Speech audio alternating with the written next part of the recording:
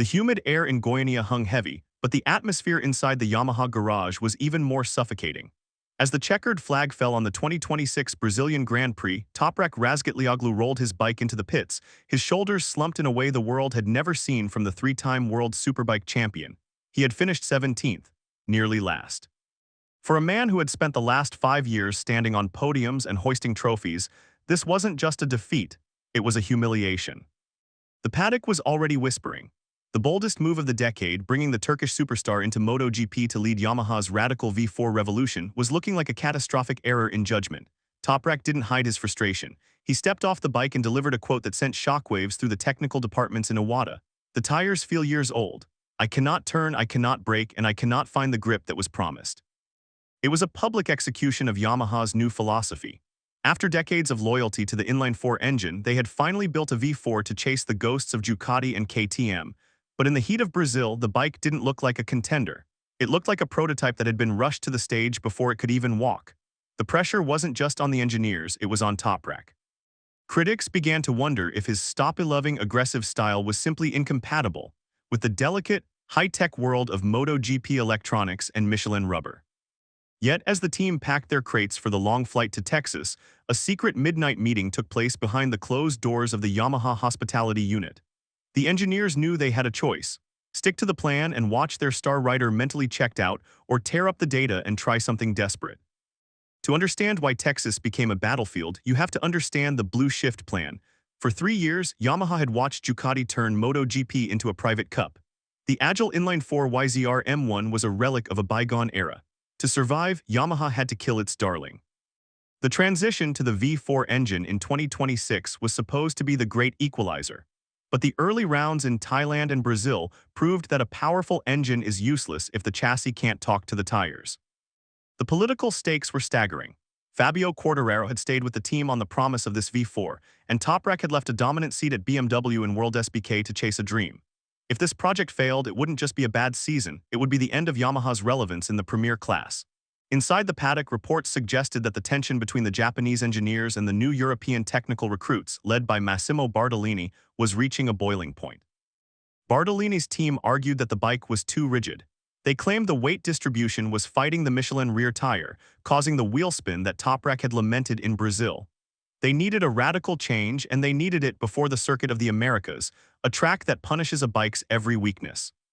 But as the bikes arrived at the Circuit of the Americas, the rumors shifted. Word began to leak that Yamaha had brought more than just minor adjustments. They had brought a completely revised suspension geometry and a secret tire management map specifically designed for Toprak's stop-and-go riding style. The question remained, would it be enough to save a season already teetering on the edge of collapse? The Circuit of the Americas is a brutal technical masterpiece.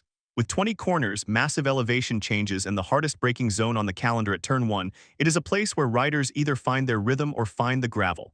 On Friday morning, as the first free practice session began, the observers at the fence noticed something immediately.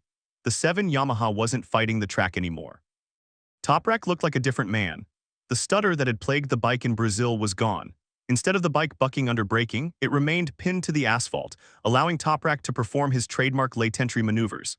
He was taking the V4 into corners at extreme lean angles, trusting the front end in a way he hadn't since his championship days at BMW.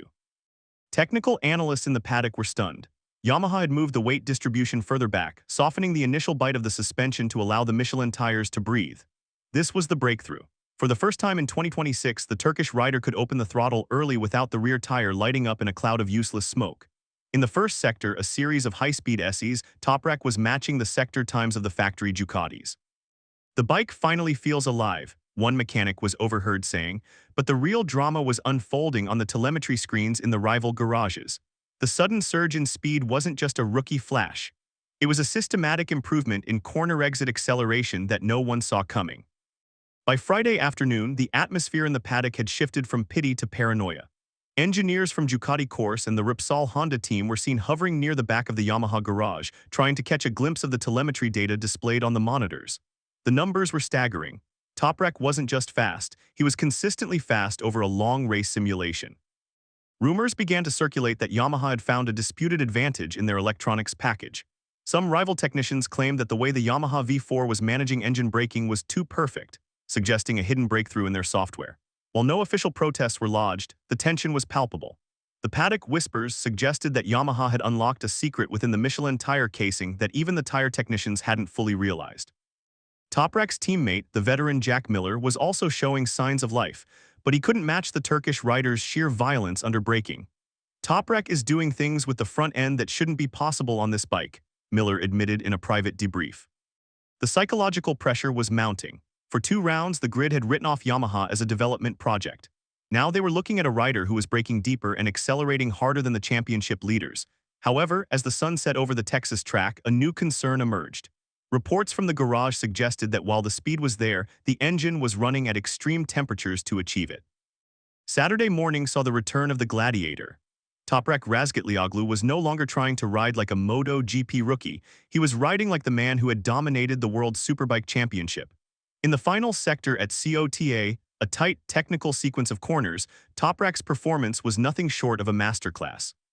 He was using the rear tire to slide the bike into position, a technique he had perfected on the Pirelli tires of World SBK, and somehow making it work on the Michelin MotoGP rubber.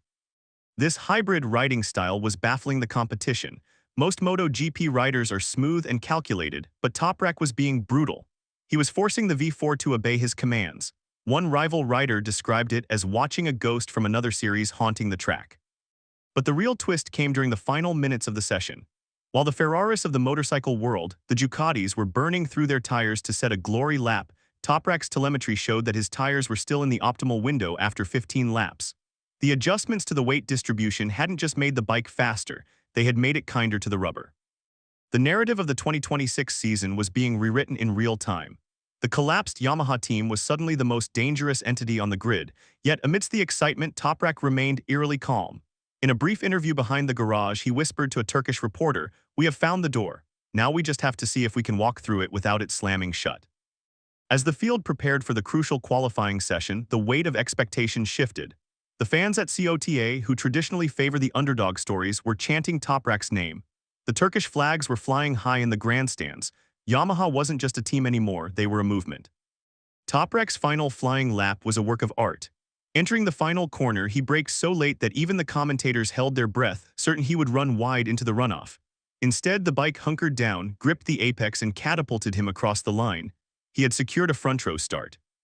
The message to the paddock was clear: Yamaha is back. The V4 project is no longer a future goal, it is a present threat. The faces in the Ducati garage told the whole story. They weren't looking at a rookie anymore, they were looking at a man who could potentially end their era of dominance. The emotional high in the Yamaha garage was infectious. Mechanics who had been working 18-hour days since Thailand were seen embracing. But as the celebrations began, a senior engineer was seen staring intently at a heat sensor reading on the V4's exhaust. The brutal speed had come at a cost, and the thermal limits of the new engine were being pushed to the absolute breaking point. The 2026 Grand Prix of the Americas had changed everything before the race had even started. Whether Toprak would stand on the podium or the engine would surrender to the Texas heat remained to be seen, but the stigma of the Brazilian failure had been erased. Yamaha had shown their teeth and they were sharp. Toprak Razgatlıoğlu had proved that his talent is not limited by a series or a tire brand. He had taken a wild machine and tamed it through sheer willpower and a few brilliant technical pivots. The paddock atmosphere had transformed from skepticism to a deep, underlying fear of what the Turkish rider could do once he truly understood the bike. But as the sun dipped below the horizon in Austin, the final cliffhanger remained. Insiders reported that the Repsol Honda team had filed a technical inquiry regarding Yamaha's new suspension setup. The battle off the track was just beginning. Yamaha had survived the collapse, they had endured the tension, and in the heart of Texas they had found their soul again. But as every racer knows, the climb to the top is long and the fall is always faster than the rise. What happened next would either solidify Toprak's legend or serve as the ultimate warning of the dangers of chasing perfection too quickly.